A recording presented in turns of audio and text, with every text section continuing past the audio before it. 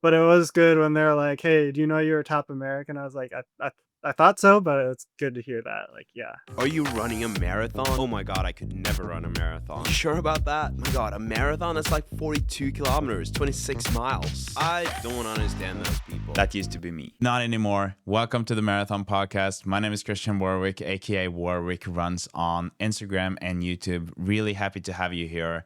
Thank you for listening. If you are enjoying the podcast, if you're enjoying these episodes, please give it a review on Spotify and Apple Podcasts. Share it with a friend if you really like it. Maybe even tag it on Instagram. That would be great. I would love to see where you're listening to it, whether it's on a run, on a drive.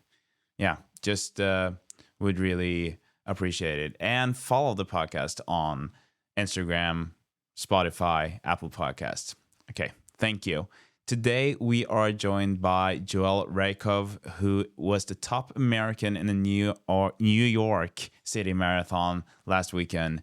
He did a 2:09:56, and he was kind of an underdog, surprising everyone, although he does have some pretty good results behind him already. It was a lot of fun talking to him about his training, how he got to where he is. He is 1 year younger than me, so he's 32 years old, and he is making his international kind of breakthrough at this age, which I keep repeating myself. I find it so inspiring when I hear about athletes or see athletes who are not super young, but still kind of starting their career, kickstarting it, if you like, in the way that Joel did last weekend.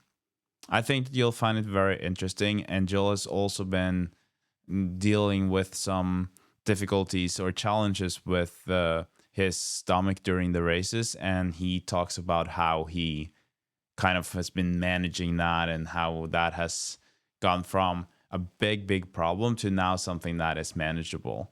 I think this is interesting for runners of every level or any level. It doesn't really matter if you are an elite marathoner or just running for fun. Stomach issues is something that I think that a lot of us will kind of encounter at some point. So enjoy this conversation with Joel and enjoy the weekend if you're listening to today when it's Friday or Saturday, depending on where you are. Welcome, Joel, to the Marathon Podcast.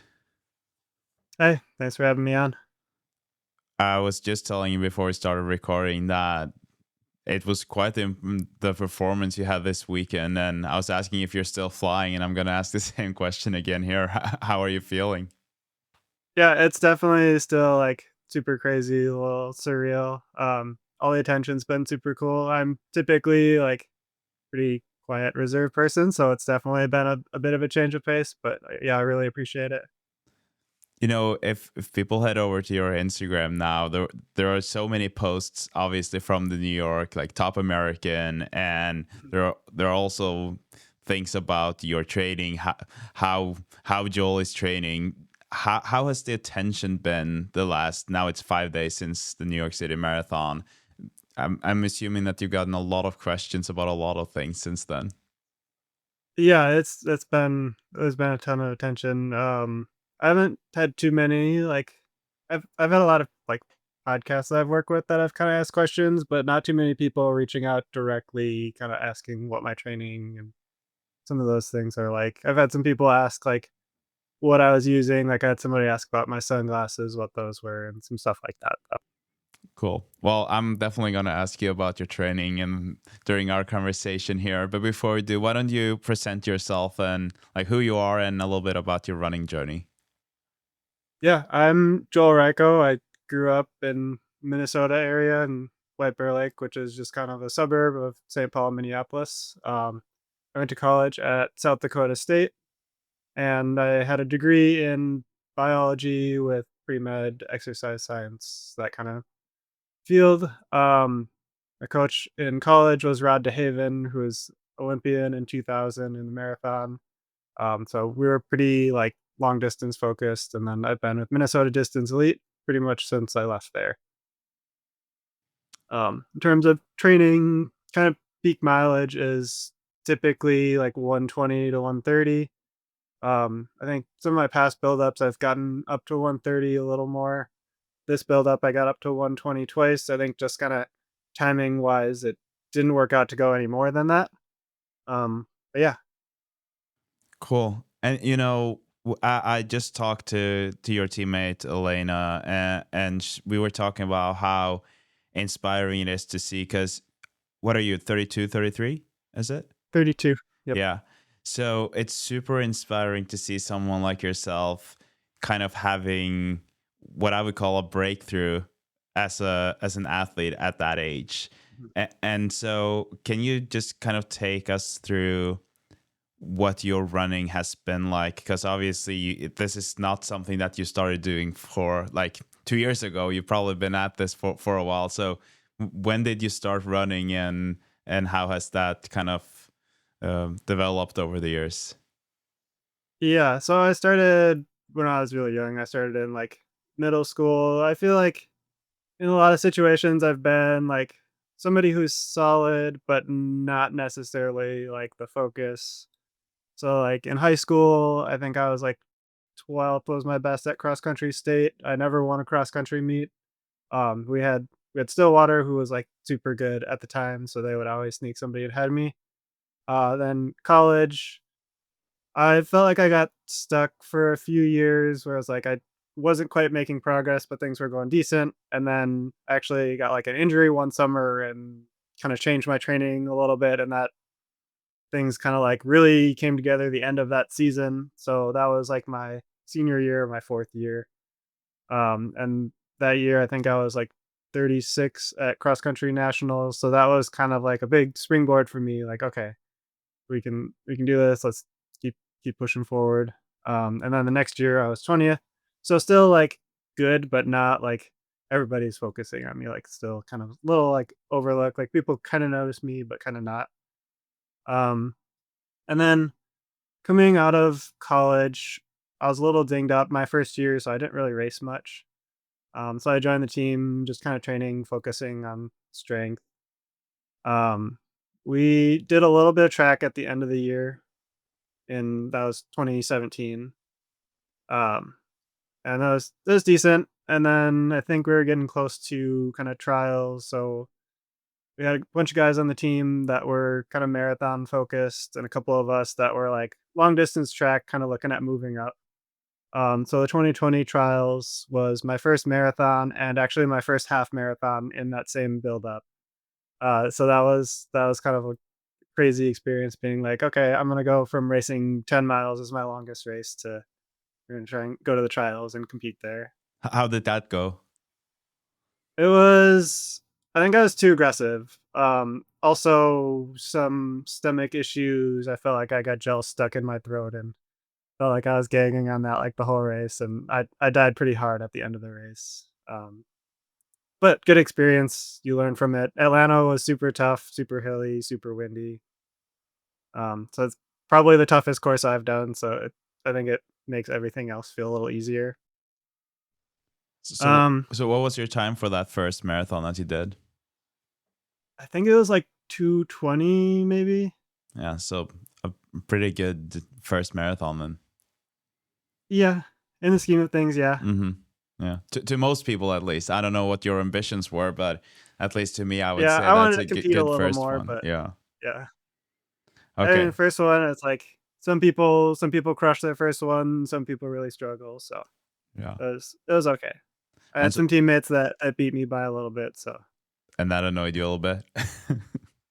yeah. Yeah. Um, and then kind of like COVID time, so there wasn't too much racing around that. Um, I think marathon project was 22, I believe. I think there might have been another marathon in between that, or maybe EC was after that. I don't recall, but marathon project felt like I was in super good shape going into that one, and I actually got COVID 3 weeks before that, and kind of like was like I'm gonna figure out how to make this happen. To like train solo with a mask on and just like did what I could to put things together. Ended up like testing negative before the race, so I was able to race still and got into the race. Actually felt good. and then had stomach issues last 3 miles, and just like uh so just like really like that was like, okay, we can compete, but we need to figure some things out, keep getting stronger, figure out my stomach Hmm. was kind of the focus for a long time in my career. Um, and then I think the next one after that was TC, and I started throwing up at like 16 miles in repeatedly and ran like probably like a 2:28, just like trying to get to the finish line, run by my house towards the end. I'm like, oh, I just want to walk home now.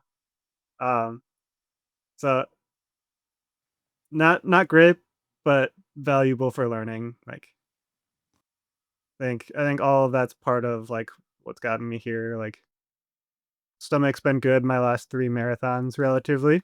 Yeah. So just kind of figuring things out as we go along. And then next big one would be like the US um marathon championships in 22 or 23, I think. And I ended up getting top third there. So that got me a little bit of attention. It was like, okay, I can compete against some of these big names. Like Blitzum was there and he's super fast, and he was one of like the top guys when we were in college together. So it was cool to be next to him. Um, and then like Chicago 2023, I ran 2:10, but actually strained my calf in that race. So it was like 5 to go, and at that time, I'm like, I feel like I'm in 209 low shape or maybe break 209 on the right day. So that's kind of like feel like it's been there, but not quite fully put it together. And then come New York City and you do a 209.56 Yep. on a much hillier course than Chicago. Yep. Yeah. So definitely big confidence boost. So I'm like, yeah, still But like super crazy to me. but what's interesting to me is that, before our chat and I was started to do a little bit of research, I realized that you people probably looked at you as the underdog, and like you said, people might not have known who you were in Mhm. in that way, as at least the way they do now. But Yep. like you said, you were at a pretty high level, and in some ways it shouldn't have been that big of a surprise that you were able to do that, Yeah. because Yeah. I I feel like I was like just off the radar. yeah. Yeah, how do you like to be in that position? Because I guess like that was, I would say that that's probably the last time that you're gonna be able to be in that position. Now, next time you're lining up for a big race, people will know who you are. They will pay more Yeah. attention to you. Do you like being the Yeah. underdog? I kind of like to be the underdog. I'm pretty reserved, so I don't always like attention's a weird thing for me. Mm-hmm. um, but yeah, it's been really cool getting all the support, and obviously, like in terms of like making a running career work financially, it's important to have a little bit of that spotlight. Yeah, because that was also one thing that, because when you had that flat lay photo of your gear the day before the marathon or the morning of, what you can see is that you have Asics shoes, you have a Puma singlet, and a different brand, Mhm. I think, for your shorts. They're just like different brands. It's not one brand all the way through. So I assume that you don't have like a shoe contract or anything like that, and that also sets you Yep. apart from a lot of the other people around you on Yep. the result list. Yeah. So Hopefully, in the near future, something will happen there. But yeah. yeah, but for you, and that is something that I've been thinking a lot about, because obviously there are a lot of benefits to being a professional, but I've Mhm. also, at least for me, I'm obviously no professional, so I can go out and I can get whatever clothes I want or shoes I want. If there are some new shoes on the market, I can pick those. Do you also see that as almost a benefit, that if you find some shoes that you like from a different brand, you can just make that switch easily without having to think about Yep. a sponsor? Yeah, that is definitely a nice benefit of it. I feel like for a long time I was using the Hoka Clifton, and this model, it didn't quite work as well for me. It's still a great shoe, but it just didn't quite work as well for me. So I actually had kind of just like swapped all the uses I would have done for the Clifton with the Asics Glide Ride. So it's like if I was with a Hoka, I wouldn't be able to just like easily make that transition. Your options are a little slimmer. Exactly. Okay, I want to hear more about New York. So before we dive into the your trading and how you got to New York, I would love to hear about that day for you, like from the morning when you got up. How did you feel? And take us through the race. Yeah, so I probably woke up at like 5 a.m. or maybe a little before 5 a.m. Just so I'd have time to grab a bite to eat, make sure we can get to the bus on time, obviously. Um, I feel like I felt pretty good, like nothing like special, nothing stand out. Like it wasn't like, oh, I feel amazing. I wasn't also like things are bugging me. Um, so got to the bus. Bus is over an hour, so a lot of sitting around. Um, I put on some bluegrass. Just a little relaxing, but it's got a little bit of tempo to it, so I find that nice sometimes. Um, and then they bus us to the Ocean Breeze Center, which is probably about 2 miles from the start. So Annie and Elena were there, so just kind of like talking with them, relaxing for a little bit before they warmed up. And then warm up just like I think I did like 7 minutes. Marathon warm up, you're typically not doing too much. You're trying not to use that extra energy. Mm-hmm. Do some drills, maybe some light strides. Um, I was like looking at my bag that I brought and I was like, "Oh, I forgot to bring my backup gels." So that was a little bit of like that's not ideal, but I typically won't take those gels. I typically just do fluids, so I do Tailwind. And then I'll grab like a couple backup gels to bring with me and then tape a few to bottles so that if I use it, I can replace that. But hopefully don't end up having to use it. Then race start, always like pretty crazy at New York because they fire it off with a cannon and also like having the road on the bridge be just like empty there. It's like I don't know that that bridge is ever empty besides the start of New York. So it's super cool. And then Was this like your first time doing New York? I raced it last year as well. Okay, yeah. So I think that was also a benefit to me Mm-hmm. because I was like, okay, I kind of can feel how things will play out. Like it could play out different, but like this is kind of what my expectations are. And it pretty much played out like exactly what I thought it would, which is obviously good. Um, Was it your first time on the start with someone like Kipchoge? So like yeah, big names like that, or at least for yeah. with him. First time against somebody that big name and like Michele on the start line too. So that was super crazy. I was trying not to like think about that too much. But Do I you did have a almost get moment in the race. starstruck? Not at first, but it did hit me when I was, like, in the race, so, like, coming off Queensboro, the lead pack and the chase pack are kinda separated from me, and then I caught back up to the chase pack, and there was, like, probably 7 or 8 guys in it, and Kipchoge was kinda towards the back of the pack, and I, like, sat right behind Kipchoge for, like, a minute or 2 before I kinda took over and pressed the pace. But Wow. I, like for a moment, I was like, "Wow, this is crazy." I just caught up to Chase Pack with Kipchoge, like 16, 17 miles into this marathon. Yeah, wow. That's cool. Yeah, it must be quite the feeling. Mhm. So how did you feel during the race? I felt pretty good. Had a little bit of stomach discomfort, but overall pretty good from just between bottles. No trouble like getting it down. Just kind of sometimes I was a little upset. Legs overall were pretty good. I had a little calf tightness early on, but that settled down. Um, Other than that, it was good. It looked like you had a lot of energy at the end there. Was that just because you were doing very well, or did you actually have quite a lot of kick in you when you were I had a fair finishing? amount of energy left still. My quads were pretty beat up by that point in the race. They're probably feeling fairly beat up by like 19, 20-ish. Um, but that's not out of the normal, but I definitely felt like cardio wise there's a lot more there. But marathon for me ends up being more of just like the body holding up than it is like the cardio keeping up. But how is it? Because although, like you said, you knew that you had some really good results in you that you might not have been able to show for previously, Mhm. but uh, still running New York and you're doing so well, and I'm sure that Mhm. there's some point during the race that you can kind of tell, or you get the feeling that this is going to be a very good day. I'm doing very well. How is that feeling? And when did you start Uh, realizing that this was going well?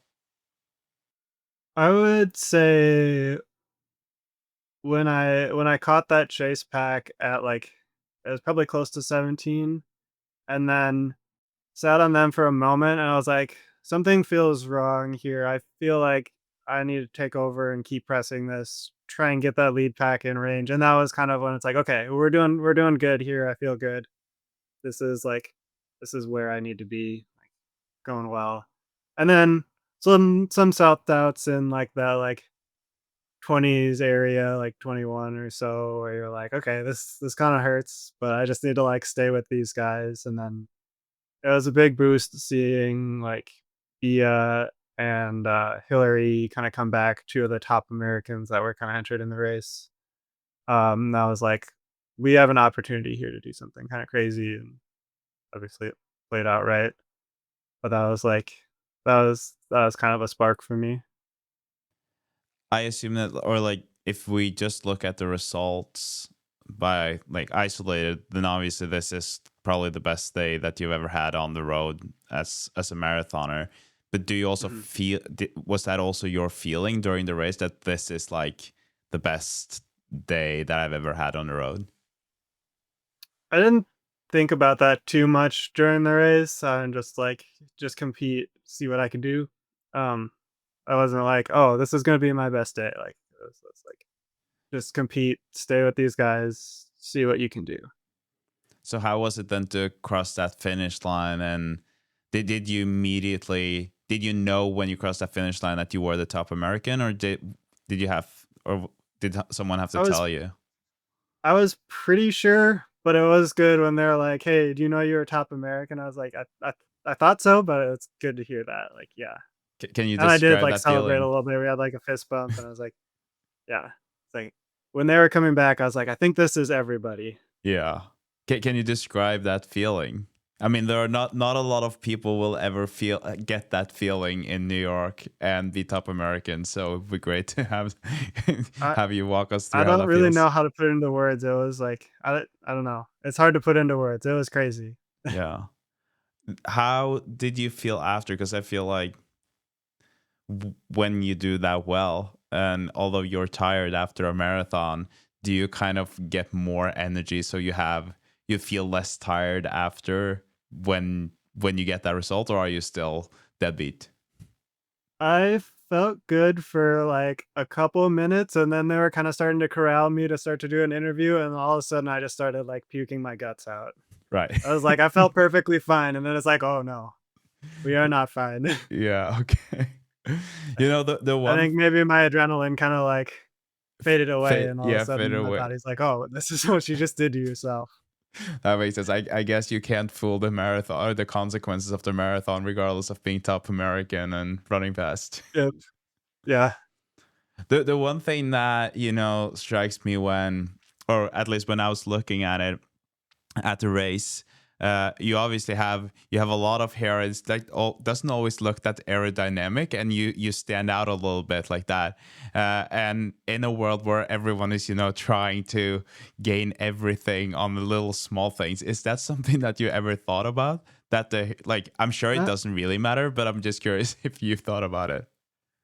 Not really. I'm sure there's research that shows it what it would actually cost me. I enjoy having long hair. It's Hmm. fun. A lot of people are like, "We really appreciate it because we can find you easily in the race." Yeah, I love that. So it just makes me stand out. Yeah, and the reason I was asking was just that I saw Elena's comment on one of the Instagram posts where she said that you did well with the conditioner or something that day. I love that comment. Oh, yeah. We had actually been talking. I don't know if it was before the race or after the race, but they're like, "Oh, we got our, like, nails done, and we put on, like, makeup for the race so we look good." And then they asked me, they're like, "Do you do anything?" I'm like, I just put some conditioner in and make sure I've got all the knots out of my hair. Great. And then you did mention that you got some questions after about like what sunglasses you wore and stuff. What kinds of questions were those? Um, Mostly just like what products I wore. So like somebody was like, you have to tell me what sunglasses those were, and they were Third Rudy Project kind of helped out our team and gave us some sunglasses, and they're super nice, super lightweight. They stay really well. Mm-hmm. So I've been using those for a while. And then I was in the Puma kit. They're like, I think it's called like Digi Tokyo. Um, and I was like, there's a little purple in the shoes, so it matches. And then I had my CEP socks, which I always wear as well. Yeah, And because those then are the compression Asics socks, Misfit right? Edge. What's that? Are those compression socks? Yep. Yeah. Yeah. So do I find it helpful for my calf and Achilles. mm-hmm. Cool. What did you like? How long have you been wearing those for, or using them for? Um, at least a few years. I didn't really wear them in college, but probably 2 years after college or so is kind of when I started wearing them. Did you almost Mostly just like in workouts and races. yeah? Did you notice like almost an immediate effect when starting to wear them? Um, a little bit. It's not like it's not gonna be like magical and make everything not get hurt, but I think I think if you can do a little bit to kind of keep away some of the injuries, keep the blood flow in your calves, I think it's beneficial. Yeah. Cool. It's interesting, when you start doing well, that those are the questions that you're getting about what you're wearing. And I guess it says a lot about the power of marketing, because if you were sponsored by all of these, or regardless of you being sponsored by them, it's kind of a golden package for the products that you're wearing, that people are starting to get interested in that just because you wore them there in New York. Yeah, and like you see like some of the sponsored athletes and they're like, I always find it interesting and like telling what the non-sponsored athletes are in because like they get to choose what they wear. Yeah. So like usually you'll find like non-sponsored athletes are in some of the more exciting shoes. It's like Hmm. obviously they're using them because they like them and they're super confident in them. Yeah. Obviously you're not going to sign with a brand that you don't like their product. No, that's You're going to true. sign with somebody you trust anyways. Yeah. You did mention the team and the girls, and will you say something about that team and the culture that you guys have together? Because it seems like a pretty good group. Yeah, I feel like we're all very like blue collar, down to earth, work very hard. Most of us don't have sponsorships and we kind of work part-time jobs to make it work. Everybody's very passionate and works super hard. What do you think that, because you now have in that group quite a lot of runners who are running fast and you're really Mhm. up there competing. What do you think is the reason that you have so many fast runners? Bundo's excellent. Like he's got a really good like he's got a background in running. He knows all the science behind it. He was a professor at the U until just recently in physiology. And so obviously having him there coaching us is huge, helpful, and then the atmosphere is really good. We're all have the same goals in mind. We're trying to work hard, trying to see what we can do. It's just a very good environment.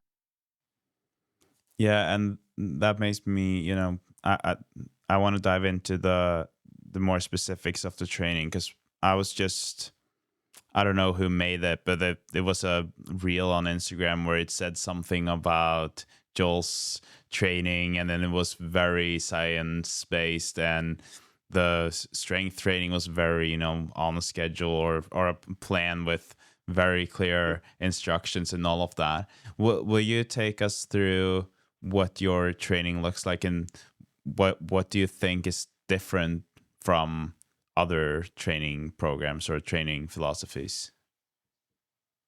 Um, yeah, we're pretty like strength based in terms of like our workouts. So we have a lot of like longer type of workouts. So one of our key workouts would be like a 3-2 fartlek, where the 3 minutes on is like a little faster than marathon pace, 3 minutes off or 2 minutes off, a little slower. It's like a float pace.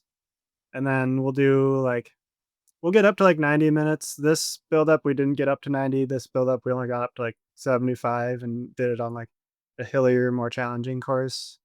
But we have quite a few workouts like that where you're building that strength, you're building your aerobic base up a lot. And then I typically will do strength once a week. Some people do it a little bit more. I find that I come out a little bit sore and it takes me a little longer to recover. At some point, probably would be good to get up to twice a week. But for me right now, once a week is good. And then I do some lighter stuff during the week as well. And what kind of athlete are you in terms of, you hear a lot of people are when they have an easy run on the plan or they tend to go a bit too hard, and some people are exaggerating the easy run to go super easy. What kind of athlete are you?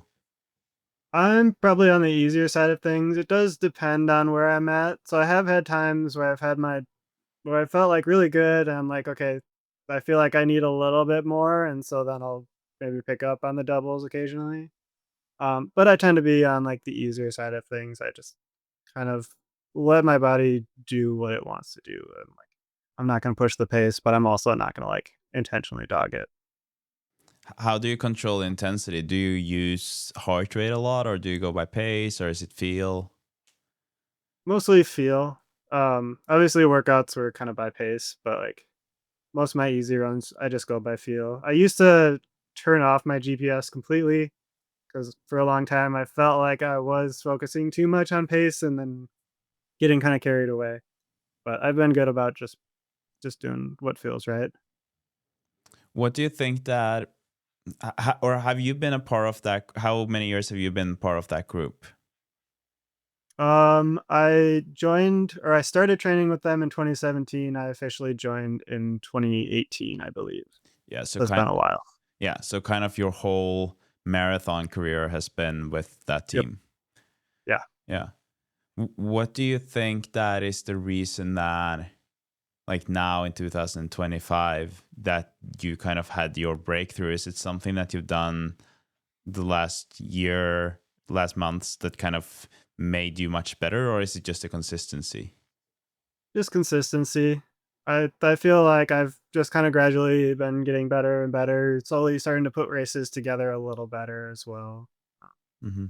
So just a lot of the same things, learning, growing. And we obviously talked about how this might change your trajectory or like, your life going forward. Hopefully, there's going to be Mhm. some more sponsorships coming in for you. Up until now, have you been a full-time athlete, or have you been working on the side? I typically work about 25 hours a week. When I first started with the team, I was working closer to like 30, 35, and that felt like a bit much trying to get all the training in and really focus on running. So thankfully I've been able to keep it around 25, and that's enough for me to like feel comfortable and not be stressed about finances. A lot of people, or at least a lot of the athletes that I've talked to who are working, they also appreciate that because it's nice to have something else than just running to focus on. In an Mhm. ideal world, would you be a full-time athlete, or would you still appreciate having a job to go to every day? I think I would work a little bit less. Um But I still like it. I work at a shoe store. It's really relaxed environment. It's nice to be able to, like, talk to people, help people out, and people really appreciate the input we give. Yeah. It's interesting to hear. Where do you see yourself, like if a few years from now, and how much do you think that this New York City Marathon is going to change your life? Have you gotten any indicators from anyone about like some offers or anything like that? No offers yet. We have I guess we haven't made it official yet, but hopefully signing with an agent soon, and hopefully we'll be able to kind of push that ball forward a little bit more. I'm not very good about like asking for things, and self promotion is not a strong suit of mine. So hopefully we'll be able to push the ball along and make something happen. Yeah, cool. You did mention that you're not the one that kind of loves attention in that Mhm. way. Uh, but still, when this happens, and obviously today, the attention and being in under the spotlight, like it's kind of, or in the spotlight, is kind of a part of being an athlete right Yep. now. Is it Yeah. like, do you dislike it, or is it just that you're kind of not seeking it? I don't dislike it, but it's not in my nature necessarily. I'm Hmm. pretty reserved, so, like, if I could be, like, super competitive and, make plenty of money without anybody noticing me, it wouldn't bother me that much. But I do think it's important for your running career, for your image to be out there. Yeah, definitely. When you started running like your first marathon, and your first marathon was in 2017 or 18, right? Is that what you said? Or was it 19? 2020. 2020, sorry. Um, did you ever dream of getting to the level you're at right now? Or did you think that that was kind of in the cards for you? I felt like it was in the cards for me. Well, I guess before the marathon, you're like, you don't totally know, but, like, I felt like I'd be able to transition to the marathon pretty well, and, like, I usually set big goals for myself, so it was like, I would like to make it to this point, like to compete for an Olympic team, and yeah. And speaking of goals, what are your long-term goals going forward? Because I mean, now you got a little bit of a taste of being really up there. Yeah, I wanna try and compete with the top Americans is obviously a big one, like to make a world team, Olympic team, things like that. I feel like it's always a bit of a moving goalpost, like, always trying to continually improve. Mm. So there's no, like, if I've done this, I've been successful, and this is what I need to count myself as having a good career. It's more a moving goalpost. You're trying to continually improve. Yeah. What about like there, you guys or the US, you have the Olympics on home soil in 2028. Is that something that you think a lot about? Yeah, I mean, obviously, that would be, like, a really special one to be a part of. Um, Obviously, like, having a home crowd would be, like, super crazy, and yeah. Yeah. That must be like, yeah, must be very special. Mhm. When looking at you, like the way you were running, it looks very smooth, and I'm coming from speed skating myself, which is a very technical sport, and I feel like within running, people tend to talk mostly about just the training and how the mileage and how much you have of threshold, all of that. But Mhm. as a runner at your level, how much do you, or how much have you focused on the technical aspect of running, and how much is that a part of your daily or your training today? I think in our strength stuff, it's a focus.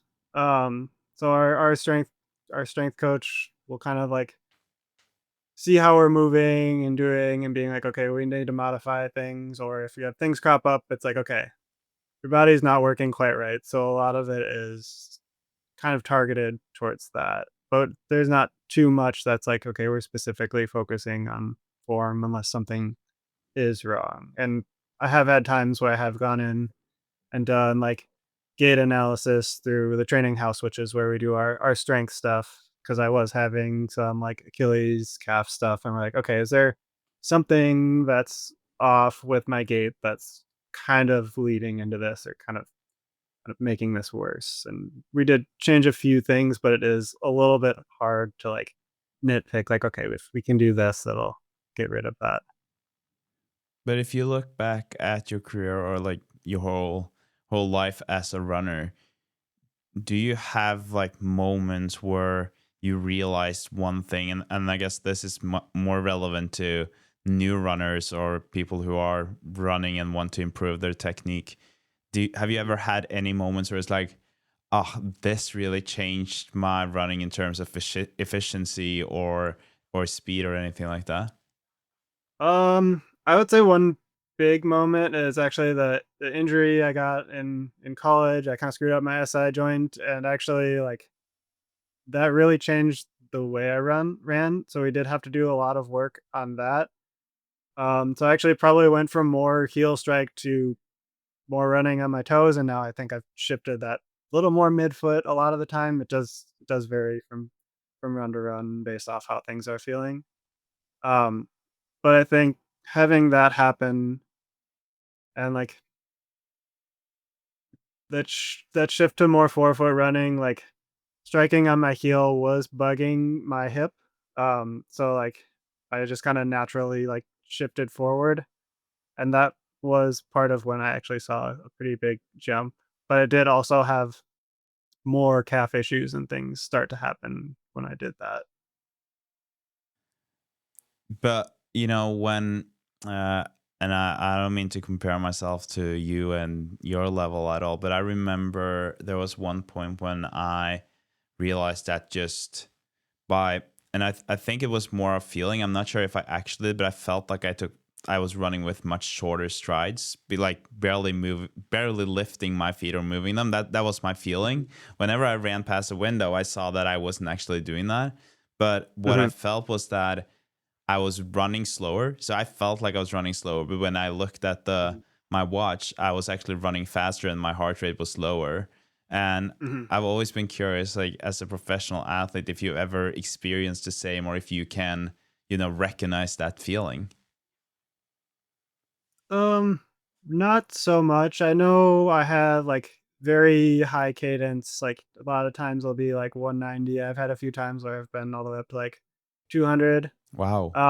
I do think some of that is like the calf Achilles stuff where I'm not wanting to load it as much, but I also feel like I do like naturally have a pretty quick turnover, so it doesn't feel like I'm like spinning the wheels by any means. hmm Okay, cool. Now I'm just curious about this, and I always find it fascinating to hear how people at your level, focus on the technique. And do you think that because you've been running for so long that, you were taught or you trained on the technique as a young runner, like whether that was like drills for warm ups or things like that, Mhm. that has kind of just helped you and you brought that with you. So you never really had to think about it as much as, say, someone like me who found running like a few years ago. And Mhm. I really need to improve my technique because, like, my technique can definitely be the difference between 250 marathon and a 235, maybe if I was Yeah. doing things in the right way or wrong way. Yeah, I think having like drills and exercises that encourage good technique are beneficial, especially when you're younger and your brain's got a little more plasticity. It's easier to adjust. That said, like I don't think it's the best thing to tell somebody to just like change their form. I think it has to be through like strength and things like that, where your body is naturally shifting into a little bit better gait. I noticed on again, I'm keep referring to your Instagram, but I saw some videos there of like you warm up with elastics and doing things. Is that something that you're doing before every training that you have, whether that is easy runs or harder workouts? That's for sure. But before all the strength stuff, I do try and get a little bit of band stuff in. I'm not always the best about it, but just trying to get like the hips and glutes activated, try and activate like calves a little bit as well. Um, I could be better about that, but I do try and do it like fairly frequently. What about core stuff? Is that something that you focus a lot on? I don't do much core. I had an injury in college where I kind of strained my abdominal, got like a little bit of a sports hernia, and sometimes that can flare it up. So I have to be pretty careful about what Okay. I do for that. I want to dive deeper into your training and what a normal or a typical marathon training week looks like for you.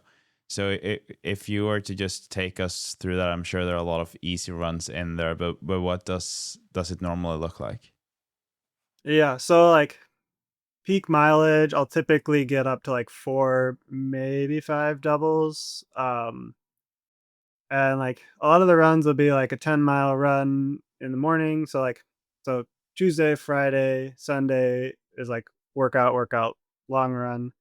But then like the other days are easy days. So Monday, I'll probably sometimes I push my Monday double back to Tuesday just because I don't work on Tuesdays and typically end up working on Monday. And a lot of times it's like a noon to 8. So sometimes it's hard to figure out that run. But it'd be like a 10-mile run and then like 6 to 8 is pretty typical for the double. And then Tuesday will be workout. A lot of times we end up doing a little bit longer workout on Tuesday. And so like my peak week, I think it was one of the like fartlek weeks. So big workout, that's probably like 16 to 18-ish miles total with warm up and cool down. And then come back in the evening and double, but typically Tuesday is strength day. So right after the workout, go to strength, have some downtime, like 4 hours or so, and then do the second run. So you Sometimes so we'll you go do, directly from the run to the gym to do the strength training. yep, Yeah. yeah. Do you Some of know us, why you're doing that instead of having it as two separate workouts or trainings? we have we have 2 slots for strength on Tuesday. So some of us will go at like 5 o'clock. I kind of like to get it out of the way. I know sometimes the legs are a little bit fatigued and you start to get to the end of it and you're like, wow, I'm feeling pretty beat right now. But I just kind of like to get it out of the way so it's not on my mind. So what does that one normally look like? The strength training that you have on that Tuesday? We do pretty good like warm ups. So a lot of that band stuff is in that. Usually by the time you're done with the warm ups, you're like, wow, I feel like I've already done strength. But it's good. We'll do a lot of like drills, high knees, butt kicks, um, like ankling, things like that. And then a lot of stuff that's like activation, trying to make sure all the muscles are working properly. Then strength. Typically, we do like 4-week blocks, and every 4 weeks, Jim will write us a new lift, focus on what we need to do at that point in training. Cool. And you did say that you're pretty strength focused. I also asked Elena about this one, and that is kind of like what what is the biggest change that you felt from, I don't know what your strength training looked like before, but if you were to just look at the biggest benefit that you feel like you're getting from the strength training, what would you say that that is? Injury prevention's a big one, and then, like, in the marathon, muscle breakdown also plays a big part. Like, I think for me, like, muscle breakdown is more of a limiting factor than, like, cardio. Yeah. So, just building up strength is obviously very helpful. Hmm. Okay, sorry I interrupted you on your when you were going through your week, but we got to Tuesday and Yeah. then the double Oh, yeah. on that. Yeah. Oh, yeah, Wednesday is sometimes we'll double, sometimes we might have, like, medium long runs, so sometimes Wednesday might be, like, 14 or 15 miles. And then Thursday is typically gonna be a double, so another, like, 10-7 or so, and then Friday, another workout. Um, this year, I feel like mm, I guess we haven't done too much track on Fridays, but just a just another type of workout. Usually, if we have one that's longer, we'll have another one that's a little bit shorter, quicker focused. Um, and then sometimes I'll double on Fridays, sometimes not. Just depends on how my week is structured. Um, Sometimes with work, I have to kind of shift things around. Usually, peak week, I end up taking that opportunity to be like, I'm going to sneak out for a 2 o'clock lunch for my run, but I try to do that very rarely. Yeah. But once you get up to 120, you can't really move things around very much. No, definitely not. How does that feel? Just before we move on to Saturday and Sunday, like when you're up at that mileage, do you feel comfortable there, or do you feel like you're really pushing it? I would say I feel pretty comfortable. Usually, I feel like I need more sleep at that point. You're like at peak mileage. I'm like I could go to sleep at any point right now. It's just yeah, you're just a little more tired.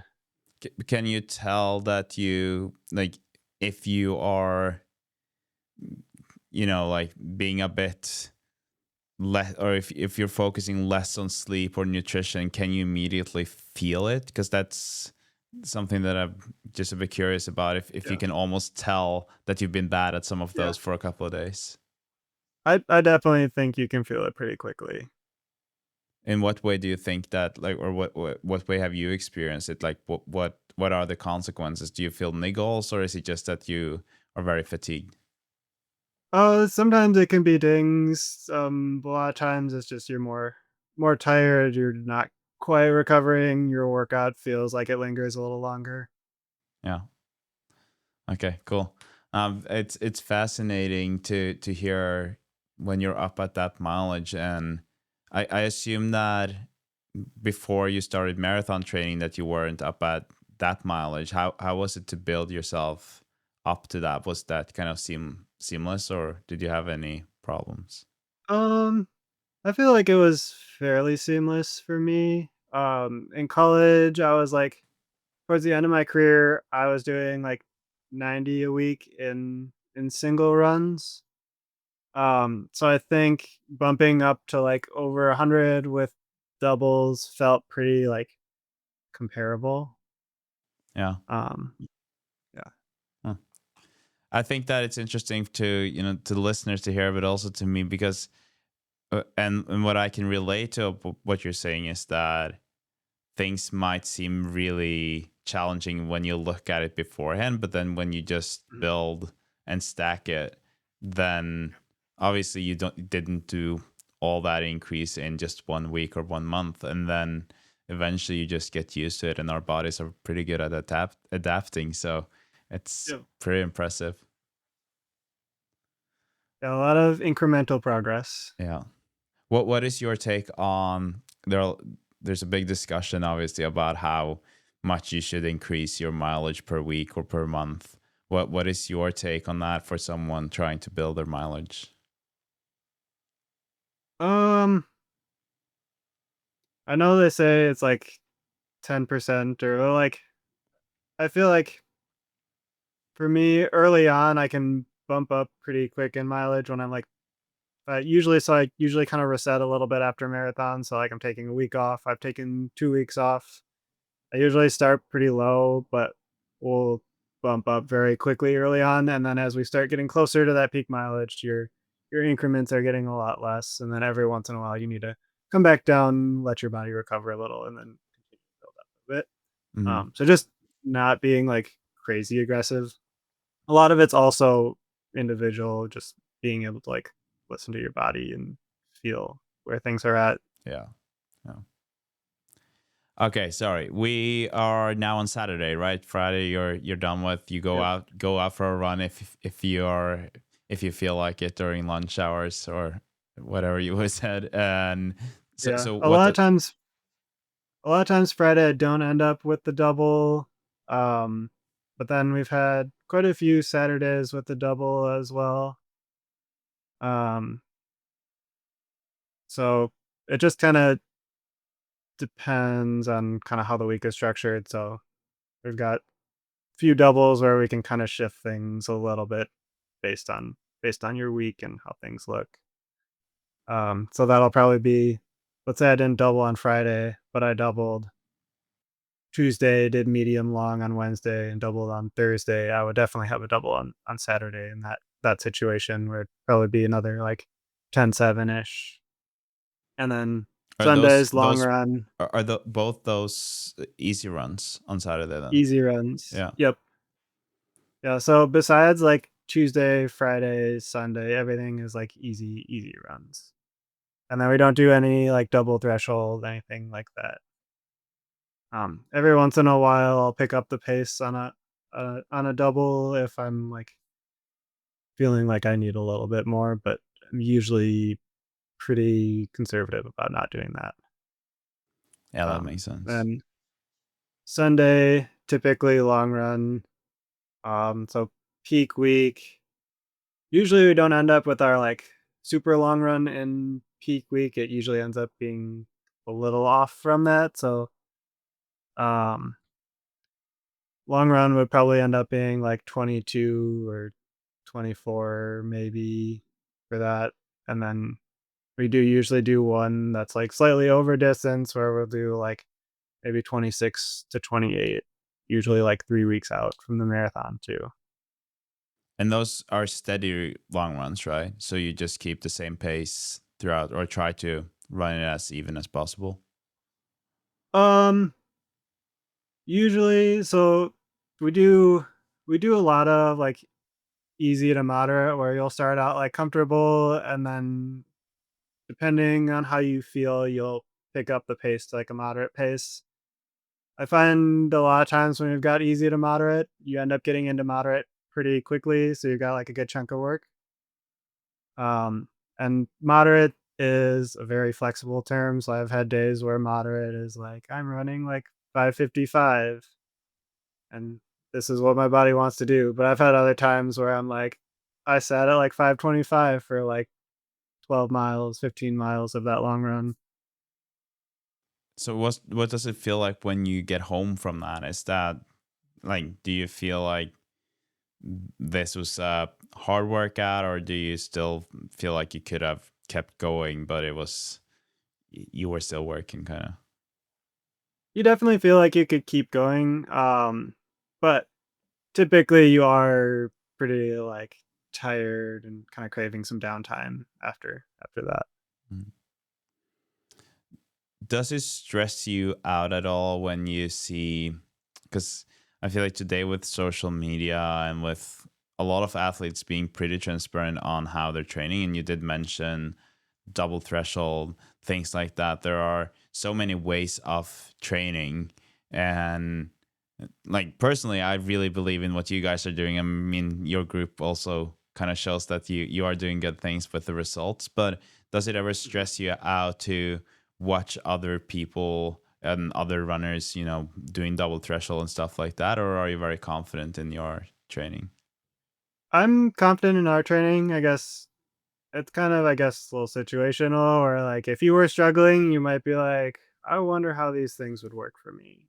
Yeah. Um, but I think having this group around us that's all like built up very well and like it just helps build faith in that like what we're doing is right and like Mhm. obviously all of us are responding very well to it.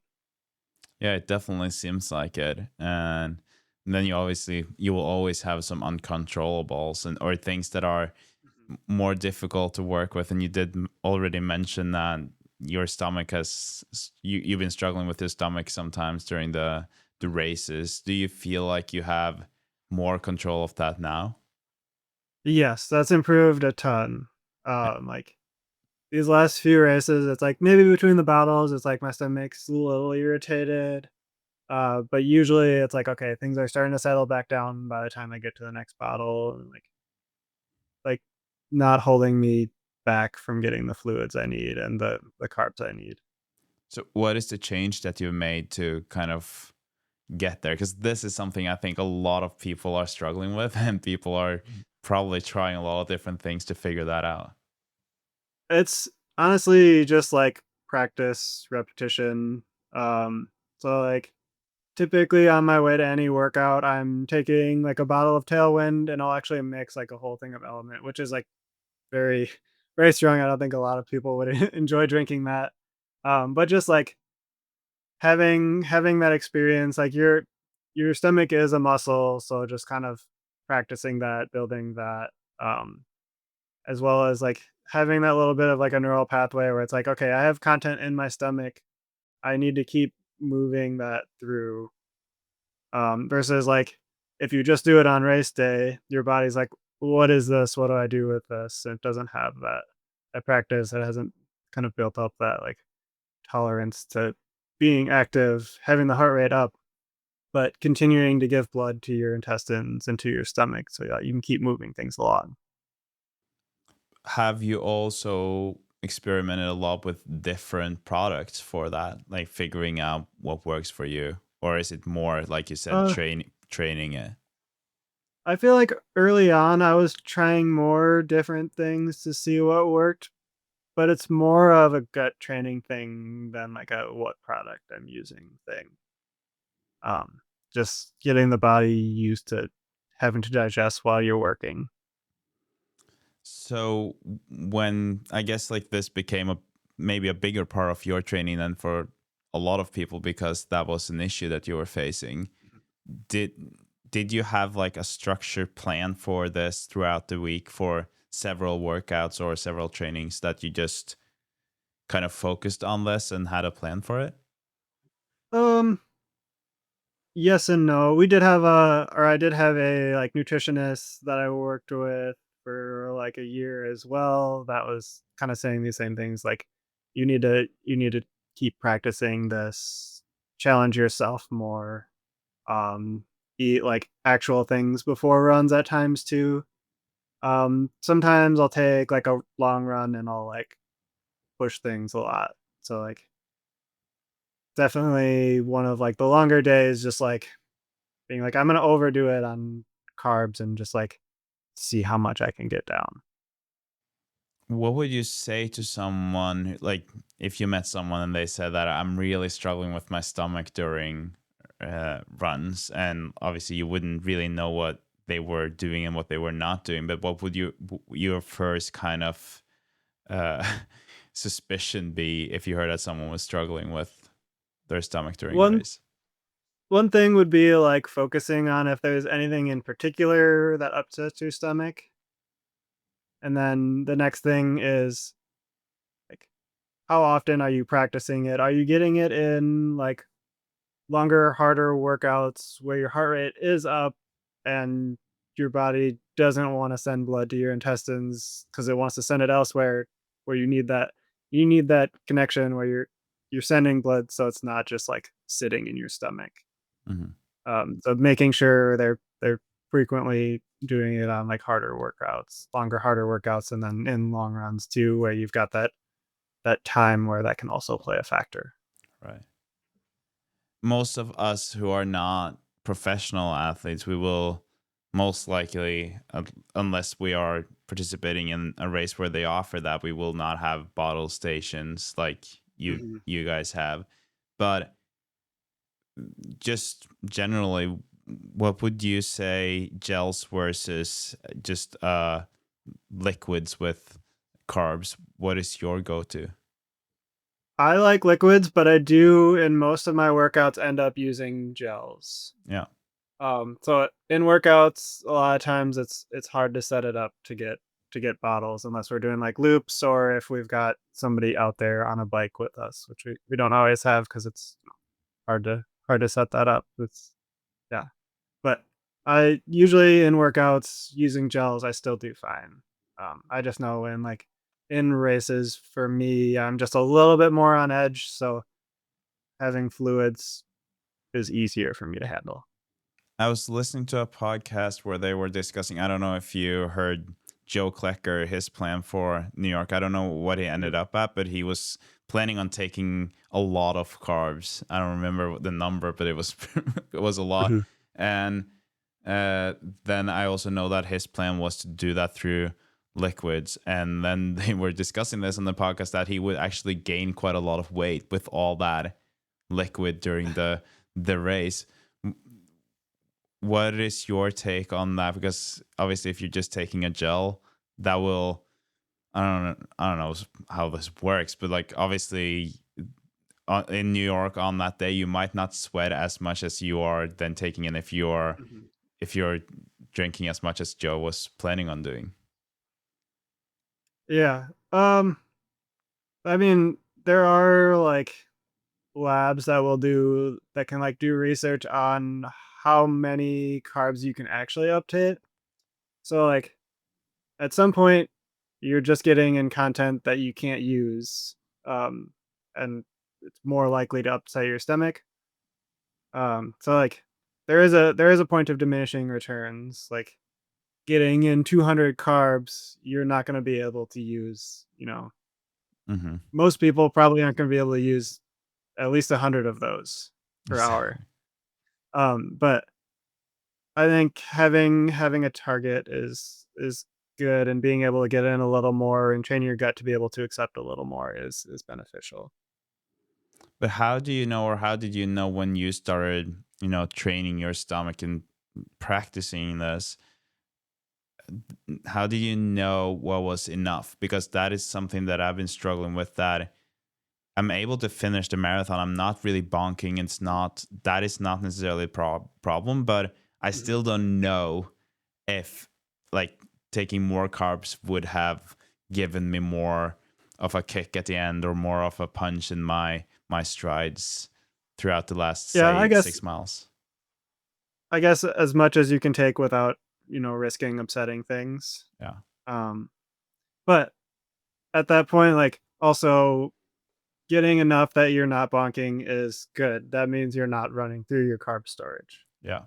Exactly. So that is also like a very good target because a lot of people do get to, 20, 22, 23, and all of a sudden they're like, I don't have this energy. Yeah. Mm-hmm. Yeah.